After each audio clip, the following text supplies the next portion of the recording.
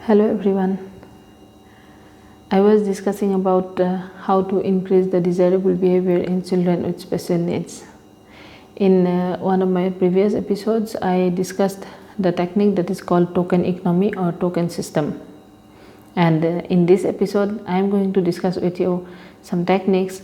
Those are shaping, chaining, cueing, prompting and fading. Then let's start with shaping. Shaping is such a technique in which we teach the particular child a particular desirable behavior, which is our aim to teach to the child step by step. Like, very easily I would like to explain it to you. Like, a particular behavior, we break it in some steps, okay, and we keep some goals that if the child is able to do independently or perform independently even the first step of that particular behavior, then also we reinforce the child. Then once the child is able to achieve the first step, then we will see if he or she is able to do the second step independently. If not, then it's fine, we will help him. Being special educator or being guardian or parent at home, we will help the child. Okay, now step by step we are going to reinforce the child for his or her desirable behavior. That is, whatever step of that particular behavior, okay, that is towards attaining the whole behavior to the full, I mean. If the child is able to attain a step or two by himself or herself, that is independently, we reinforce that child. Gradually it so happens that the child becomes able to acquire the whole behavior. Okay, this is called shaping that we are doing with the child. That is, we are shaping the child's behavior towards reaching the ultimate goal, towards reaching the behavior that is our goal, that this desirable behavior we are going to teach to the child. This is called shaping, and this is very effective in case of children with severe retardation also, severe mental retardation also. Okay, because they generally learn in small steps. This thing we need to remember again, that on the part of the special educator or a guardian or a parent, okay, it may take you a long time to teach a desirable behavior by using this shaping technique.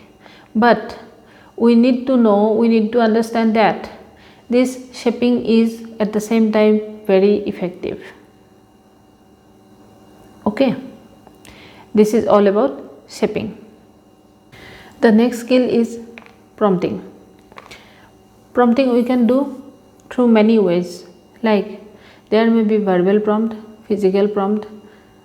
Okay, like in verbal prompt, we tell the child how to do a particular step of an activity. For example, if the child is not being able to do that properly, okay, then the child is following my instruction, for example, and he or she is performing that particular activity or particular step of that activity desirably, as desired by us, as wanted by us. That is called verbal prompt. And if the child is not being able to do that particular activity with his bodily strength or otherwise, and we need to help the child by holding his or her hand or helping him or her do the thing physically, that is physical help, that is called physical prompt. And we need to remember one thing, that this prompting is very effective, that is, it expedites, it speeds up the learning or acquisition of a particular behavior of a child. Therefore, prompting is very, very effective. Another technique is called chaining. Chaining is such a technique where we break a particular task or particular activity into small steps. Small steps means while breaking the particular activity into small steps, we need to remember always, we need to keep in mind always the mental level of that particular child. That is, a particular activity may be broken into 4 steps, may be broken into 10 steps also, the same activity, depending on the mental level of that particular child. For example, writing with a pen, writing with a pen. This activity, we know this very easily, and we even don't remember who taught us to do this, open this step by step. We don't remember now because we did it easily. But when it becomes difficult for a particular child, and we see that that child is not being able to do this at once, at a stretch, then we need to break this particular activity step by step. That is also called task analysis. Now, like picking up the pen from the table, holding the pen with right hand and holding its cap with left hand, pulling both the parts, pulling both the hands apart, okay, in opposite direction, that means with some force, so that the lid gets open, the cap gets opened. Then fixing the cap at the back of the pen, holding the pen in tripod grasp, writing or scribbling, whatever the mental level of the child is. Okay, now this may be a task analysis, that is, writing with a pen may be analyzed in 7 steps or 8 steps for a particular child, but it may not be the same in case of another child. It is always dependent upon the child's mental level, mental ability.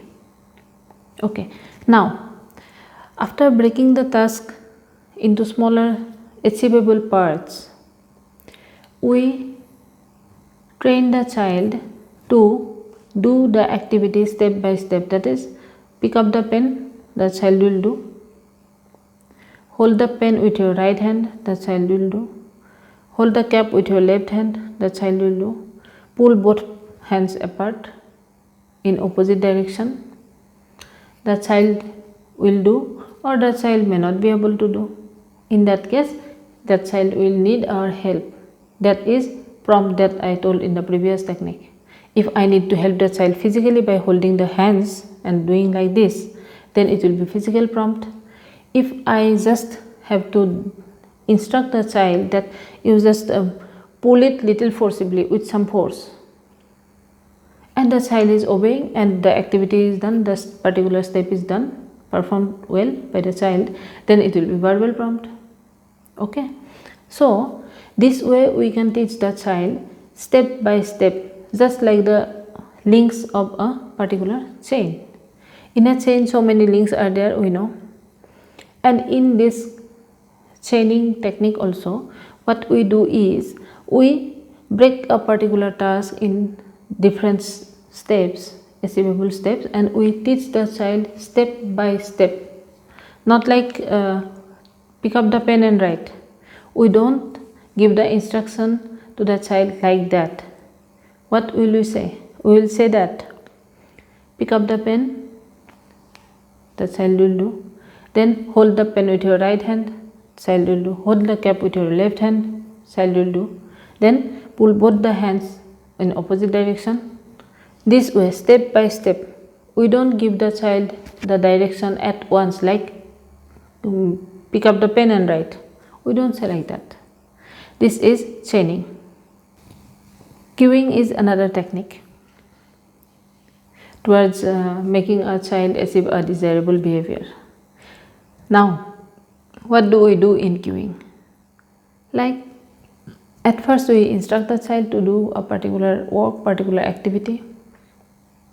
If the child is able to do that particular activity only after getting the verbal instruction from me, from a special educator, from a parent, from a guardian, from a caretaker, whosoever, then we try to make the child do the particular step of activity by giving some gestures only. We don't use our verbal instruction. We give him or her some gestures. Like, for example, while entering the school or while entering the room of special educator for the training period or training session, the child was asked or instructed to take off the shoes. For example, I am saying at the door itself, okay, and the child doesn't do it until the moment the special educator doesn't ask the child to do so. For example, then what will happen? At first, for some days, I'll tell the child that please take off your shoes. He or she will do it. Only after my verbal instruction the child will do. Otherwise, he will not do. Just suppose this one. Then, after some days, when the child promptly obeys my verbal instruction, and it seems like the child was just waiting for my instruction to come for doing that particular work, that is taking off the shoes, then gradually I shall slide away to queuing. Like, the child will enter my room, enter my instruction room, classroom I mean, and I shall just tell the child that okay, good morning, what do you have to do now? At first, at the door. Then the child will understand that he has to take off the shoes at the door. Okay, that I was just saying that what have you to do now at the gate, at the door. That I said this way is a cue for the child. These particular words will make the child remember what he has to do at the door before entering the classroom.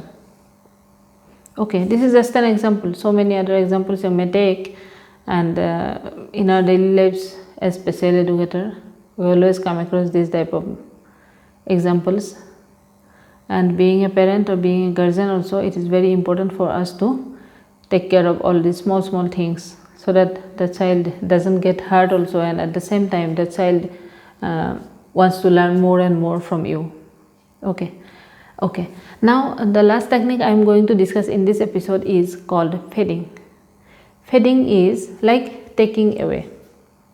Like, whatever the helps, whatever the prompts we have been giving to the child since long, that is, we were teaching the child, we were instructing the child, guiding the child, training upon a particular behavior, good behavior, that is called desirable behavior, and now gradually the child is achieving up, okay, and we are going to reduce the reinforcement gradually, not at once. Like, till yesterday I was reinforcing the child very much, very good, well done, great, carry on, like that. And suddenly from today I stop reinforcing him or her. He will do the good thing, he will show me the good behavior, he will do the works or do the activities quite correctly, but I am not going to say a single word in the name of reinforcement from today itself. No, this is wrong. This is not fading. Fading is, I shall take away that reinforcement gradually. That is, till yesterday I was reinforcing the child at every correct step. Gradually, from today, for example, I shall reinforce the child after every second successful attempt. For example, I am telling, okay, and again after 1 week or so, I shall start reinforcing the child after every third successful attempt, for example. This way, gradually my reinforcement will be lessened and the child's achievement will go on like that. and at one time the child will be totally independent in that particular behavior or in that particular activity, and there will be no need of reinforcement. Okay, so this particular aspect or this particular phase of training or teaching a desirable behavior to a child is called fading technique. And fading is very much important. This we all should know. Otherwise what will happen, we will again create another problem behavior to the child, that the child will do a good behavior, will show a good behavior only for getting reinforced. Okay, only for his own purpose, that he should get reinforcement. Therefore fading is a must. Okay, then in this episode this is all that I wanted to discuss with you. I shall be back soon with another techniques. Thank you so much.